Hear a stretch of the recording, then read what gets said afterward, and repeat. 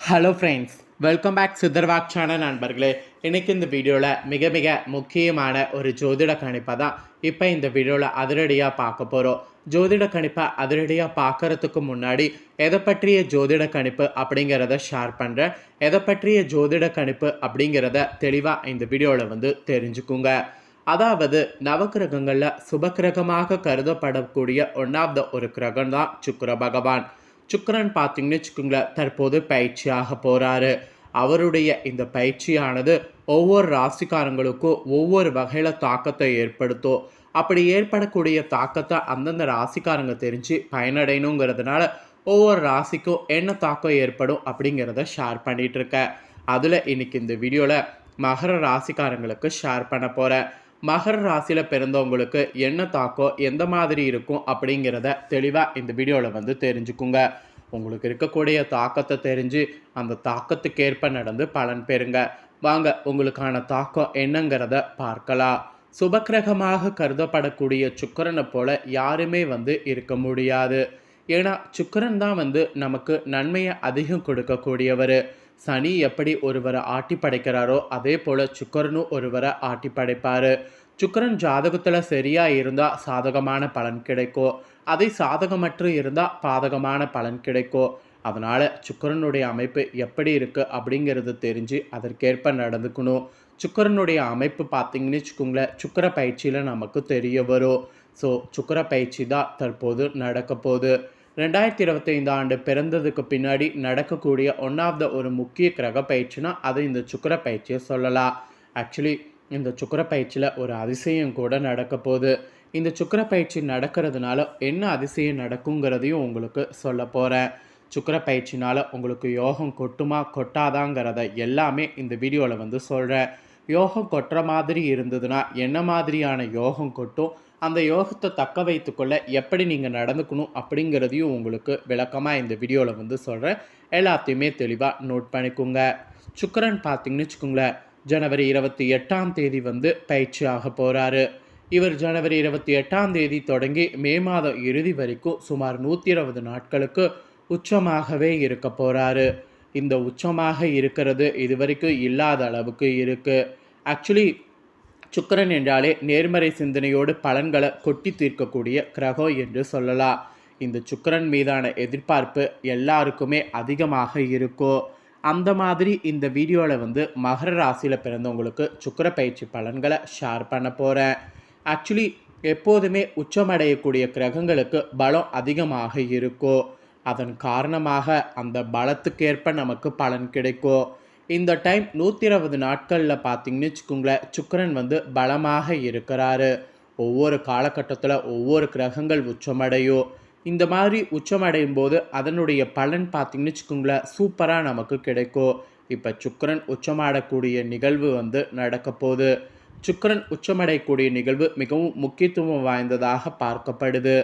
மெயினாக நம்மளுடைய வாழ்க்கையில் பொருளாதாரம், காதல், சொகுசான வாழ்க்கை முறை ஆகிய அமைப்புகளுக்கு சுக்கிரன் தான் அதிபதியாக விளங்குறாரு. பொதுவாக சுக்கிரன் பார்த்திங்கன்னு வச்சுக்கோங்களேன் ஆண்டுக்கு 45 நாட்களுக்கு உச்சமடைவார். இந்த ஆண்டு ஜனவரி 28ஆம் தேதி சுக்கிரன் மீன ராசியில் உச்சமடைகிறாரு. மே மாதம் இறுதி வரைக்கும் 120 நாட்களுக்கு சுக்கிரன் உச்சத்திலேயே இருப்பார். ஜூன் மாத தொடக்கத்தில் தான் சுக்கிர பயிற்சி நடந்து சுக்கிரன் உச்சமானது நீங்கும். ஸோ இந்த காலகட்டத்தில் கலை மற்றும் விளையாட்டுத் துறையில் சிறப்பாக அனைவருக்குமே பலன் இருக்கும். சுக்கிரன் என்றாலே ஒரு பாசிட்டிவ் கிரகம் என்று சொல்லலாம். உச்சத்துக்கு ஒரு யோகம், பரிவர்த்தனைக்கு ஒரு யோகம், மாளவிய யோகம், மதனகோபால் யோகம், அந்த மதனகோபாலில் ராஜ யோகம், லக்ஷ்மி நாராயண யோகம், இது மாதிரி ஒவ்வொரு ராசிக்கு ஒவ்வொரு யோகம் கிடைக்கும். அதனால் சுக்கிரன் உச்சம் என்பது ஏதாவது ஒரு வகையில் பலன்களை கொடுக்கும். அது மகர ராசிக்காரங்க உங்களுக்கு இந்த மாதிரியான பலன்களை கொடுக்க செய்யும். மகர ராசிக்கு சுக்கிரன் 3வது இடத்துல உச்சமடைய போகிறாரு. இதனால் உங்கள் ராசிநாதன் சனியோடு சுக்கிரன் ஒன்றாக பயணிக்கக்கூடிய காலமானது ஆரம்பமாக போகுது. இந்த மாதிரி ஆரம்பமாகக்கூடிய காலம் சிறப்பானதாக உங்களுக்கு இருக்கும். சுக்கிரன் உச்சமடைகிறதுனால உங்கள் தொழிலில் இருந்த தொய்வுகள்லாம் அகன்று முன்னேற்றத்துக்கு அவரே வழிவகுப்பார். அது மட்டும் இல்லாமல் பொருளாதாரத்தில் கூட நீங்கள் எதிர்பார்க்காத அளவுக்கு பயங்கரமான முன்னேற்றமானது இருக்கும். எல்லாத்துக்கும் மேலே பெயர், புகழ், அந்தஸ்து இதெல்லாம் உங்களுக்கு சுக்கிரனால இனி உயரப்போகுது. அதிர்ஷ்டம் உங்கள் வீட்டு வாசலில் காத்திருக்கும். அந்த வாசலில் காத்திருக்கக்கூடிய அதிர்ஷ்டத்தை நீங்கள் கரெக்டாக யூஸ் பண்ணிக்கோங்க. வாய்ப்புகள் உங்களுக்கு நிறைய அதிகம் வரும். எல்லா வாய்ப்புகளையுமே மிஸ் பண்ணாமல் பயன்படுத்திக்கோங்க. திடீர் பயணங்களில் எதிர்பாராத பலன்கள் கிடைக்கும். திடீர் பயணங்கள் மேற்கொள்ள வாய்ப்பு கிடைச்சதுன்னா அந்த பயணங்கள் மேற்கொள்ளுங்க. லாட்ரியில் கூட ஜாக்பாட் அடிப்பதற்கு சூழல் உங்களுக்கு சாதகமாக இருக்குது. அது மட்டும் இல்லாமல் கணவன் மனைவியாக இருக்கக்கூடிய உங்கள் காதல் உறவு இனிமையானதாக மாறப்போகுது. காதல் உறவு வெற்றிகரமாக உங்களுக்கு இருக்க போகுது. காதல் உறவு வெற்றிகரமாக திருமணத்தில் முடியவும் வாய்ப்பு இருக்குது. பணியிட மாற்றம் உங்களுக்கு இருக்கிறதுனால அதை நல்லா கரெக்டாக என்ஜாய் பண்ணுங்கள். தைரியத்தோடு செயல்படுங்க.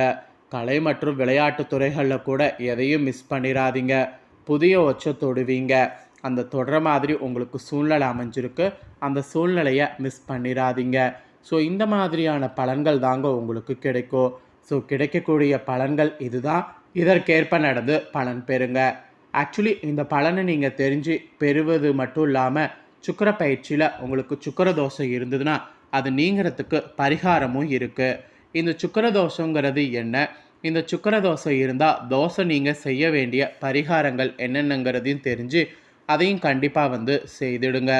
பொதுவாக உங்களுடைய ஜாதகத்தில் சுக்கிரன் தோஷம் அப்படிங்கிற ஒரு தோசை இருந்ததுன்னா அது ரொம்பவே ஆபத்தானதாக பார்த்தீங்கன்னு வச்சுக்கோங்களேன் சொல்லப்படுது. அந்த தோசை இருந்தால் வாழ்க்கையில் பல சுகங்களை அனுபவிப்பதில் தடைகள் ஏற்படும். அதாவது வாழ்க்கையில் பல சுகங்களை அனுபவிப்பதில் தடைகள் ஏற்படும். திருமணம் நடைபெறுவது தாமதமாகிறது. இல்லற வாழ்க்கையில் பல பிரச்சனைகள் ஏற்படுறது, இந்த மாதிரிலாம் ஏற்படும். ஜாதகத்தில் கூட சுக்கிர தோஷம் இருந்ததுன்னா எளிய சுக்கிர பரிகாரம் செய்திங்கன்னா பலன் பெறலாம். அவை என்னென்ன பரிகாரங்கள் என்கிறத தான் இந்த வீடியோவில் உங்களுக்கு சொல்ல போகிறேன். எல்லாத்தையுமே தெளிவாக இந்த வீடியோவில் தெரிஞ்சுக்குங்க.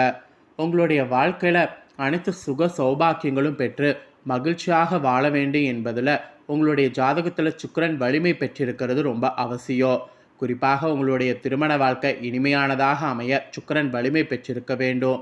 உங்கள் ஜாதகத்தில் கன்னி வீட்டில் சுக்கிரன் மட்டும் தனித்து இருந்தாலோ, கன்னி வீட்டில் சுக்கிரன் நீச்சமடைந்து செவ்வாயோடு இணைந்திருந்தாலோ, லக்கணத்திற்கு 8வது வீட்டில் சுக்கிரன் இருந்தாலோ, அல்லது சுக்கிரனுக்குரிய இடமாக இல்லாமல் இருந்து அது 7ஆம் வீட்டில் இருந்தாலோ, அல்லது லக்கணத்திற்கு 3வது வீட்டில் மறைந்திருந்தாலோ, 12வது இடத்துல மறைந்திருந்தாலோ அதெல்லாம் சுக்கிர தோஷத்தை ஏற்படுத்தும். இந்த தோஷம் மெயினாக திருமணத்தோட மற்றும் திருமணத்திற்கு தாமதம் ஏற்பட காரணமாக இருக்கும். அது மட்டும் இல்லாமல் ஜாதகத்தில் சுக்கிர பகவான் ஏதாவது ஒரு கெடுதல் செய்யக்கூடிய கோளோடு இணைந்திருந்தாலோ இந்த தோஷத்துக்கு காரணமாக இருக்கும். இதெல்லாம் தேவையற்ற பிரச்சனைகளை வாழ்வில் சந்திக்க நேரிடும்.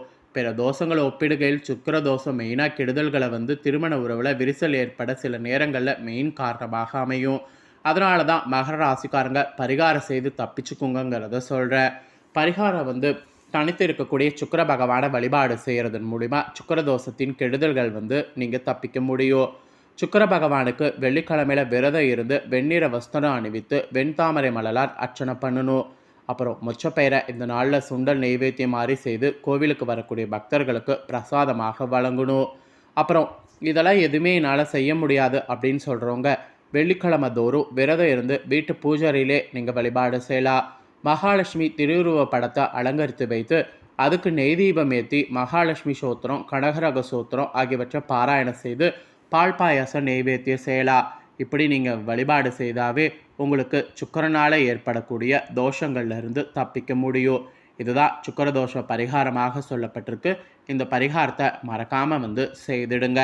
மகர ராசியில் பிறந்தவங்களுக்கு சுக்கிர பயிற்சியில் கிடைக்கக்கூடிய பலன், சுக்கிர தோஷம் இருந்ததுன்னா அதை நீங்கிறதுக்கான பரிகாரம் எல்லாமே இந்த வீடியோவில் ஷேர் பண்ணியிருக்கேன். ஷேர் பண்ணதை நீங்கள் தெளிவாக இந்த வீடியோவில் தெரிஞ்சிருப்பீங்க. ஸோ தெரிஞ்சதுக்கேற்ப நடந்து பலன் பெறுங்க.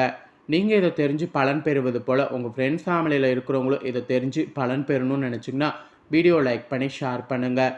உங்கள் ஃப்ரெண்ட்ஸ் ஃபேமிலியில் இருக்கிறவங்களும் வீடியோவை பார்க்கட்டும். அவங்களும் அவங்களோட ராசி மகர ராசியாக இருந்ததுன்னா இந்த முக்கியமான தாள்களை இந்த வீடியோ மூலிமா தெரிஞ்சுக்கிட்டோம். இதை தெரிஞ்சு இதற்கேற்ப நடந்து அவங்களும் பயனடையட்டும். மேலும் இதே போல் நம்ம சேனலில் புதிய அப்டேட்டான நிறைய வீடியோ போடப்படும். அதை எல்லாத்தையுமே உடனுக்குடனே தெரிந்து கொள்ள மறக்காமல் நம்ம சேனலை சப்ஸ்கிரைப் பண்ணுங்கள். கூட பெல் பண்ண ப்ரெஸ் பண்ணுங்கள். அதை பண்ணிட்டீங்கன்னா நான் போடுற மற்ற அப்டேட்டான எல்லா வீடியோஸும் உடனுக்குடனே தெரிந்து கொள்ளலாம். ஸோ மறக்காமல் சப்ஸ்கிரைப் பண்ணி பெல் பண்ண ப்ரெஸ் பண்ணுங்கள். நெக்ஸ்ட்டு இதே போல் சுவாரஸ்யமாக வேறொரு புதிய அப்டேட்டான தகவல்களோடு மீண்டும் இன்னொரு புதிய வீடியோவில் வந்து உங்களை சந்திக்கிறேன். ஸோ சப்ஸ்கிரைப் பண்ணி பெல் பண்ண ப்ரெஸ் பண்ணிடுங்க. நன்றி.